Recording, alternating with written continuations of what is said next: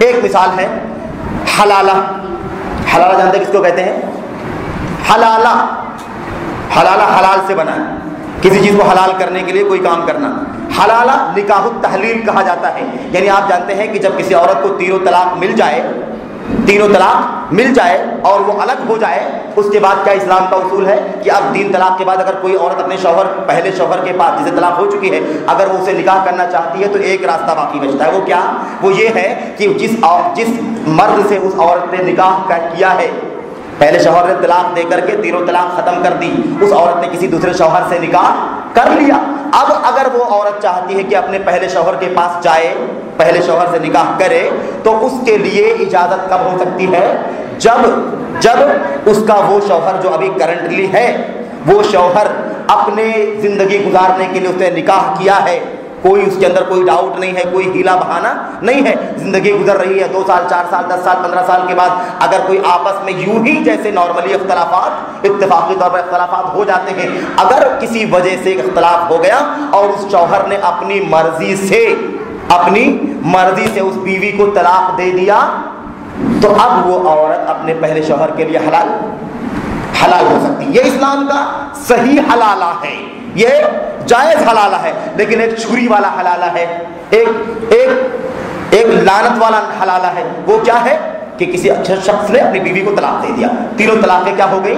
تینوں طلاقیں ختم ہو گئی. اب وہ عورت اور اس عورت کے اس عورت کی خواہش ہو رہی ہے, اس عورت کی خواہش ہو رہی ہے کہ اپنے شوہر کے پاس جائے جس سے 3 طلاقیں مکمل ہو چکی ہیں. تو اب بجائے اس کے کہ اسلام کے نظام کے مطابق وہ کسی شوہر سے اس کی شادی ہو جائے, پھر زندگی گزارتا رہے, پھر طلاق دے تو نکاح اپنے شوہر سے, پہلے شوہر سے کر سکتی ہے.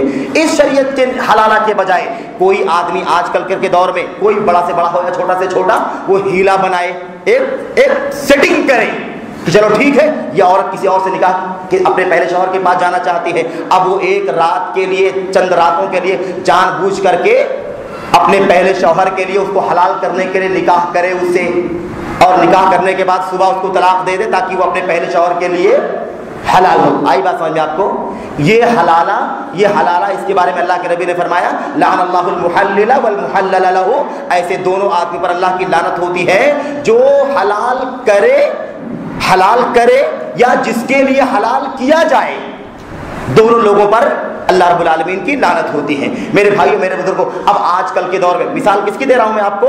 دلیل نص کے ہوتے ہوئے اختلاف کرنے کی. میرے بھائیو, حلالے کا یہ مسئلہ, اس کے حرام ہونے کے بارے میں نبی کریم صلی اللہ علیہ وسلم کی صریح احادیث موجود ہیں. اللہ کے نبی نے فرمایا ہے کہ دونوں پر لعنت ہوتی ہے. اللہ کے نبی نے فرمایا ہے کہ حلالہ کرنے کے لیے جو شوہر آتا ہے, جو آدمی تیار ہوتا ہے کہ رات بھر کے لیے میں نکاح کرتا ہوں, کل طلاق دے دوں گا تاکہ وہ اپنے پہلے شوہر کے لیے حلال ہو جائے, ایسے آدمی کے بارے میں اللہ کے نبی نے فرمایا ہوا کالتیس المستار, یہ تو ادھار لیے ہوئے سانڈ کی طرح سے ہے. ادھار لیے ہوئے سانڈ, اتنا سخت جملہ اللہ کے نبی نے استعمال فرمایا ہے. تو اس کی حرمت کے بارے میں تمام دلائل اور نصوص کیا ہے؟ واضح ہے کہ حرام ہے. یہ نکاح حلالہ حرام ہے. اس کے باوجود کوئی آدمی کہے کہ حلالے کی یہ طریقہ کیا ہے؟ جائز ہے, یا کرتا پھرے, تو ہم کیا کہیں گے؟ چونکہ یہ طریقہ, یہ عمل حدیثوں کے خلاف, دلائل کے خلاف یہ جو اختلاف کیا گیا ہے, یہ دلیل کے مقابلے میں ہے, نص کے مقابلے میں ہے, یہ کوئی اجتہادی مسئلہ نہیں ہے. اس لیے اس کو سمجھایا جائے گا, اس کو ڈانٹا جائے گا, اس کو نکیر کی جائے گی, اور دلیلوں کی روشنی میں اس کے لیے مسئلہ واضح کیا جائے گا کہ تمہارا عمل کتاب و سنت کے خلاف ہے, تم حرام عمل کر رہے ہو, اس لیے اللہ واسطے, اللہ کے نبی کی حدیثیں ہیں, اس پر عمل کرنے والے بن جاؤ. آئی بات سمجھ میں؟ ایسی بہت ساری مثالیں ہیں کہ دلیلوں کے ہوتے ہوئے, حرمت کے واضح ہوتے ہوئے لوگ بہت ساری چیزوں کو کرتے رہتے ہیں.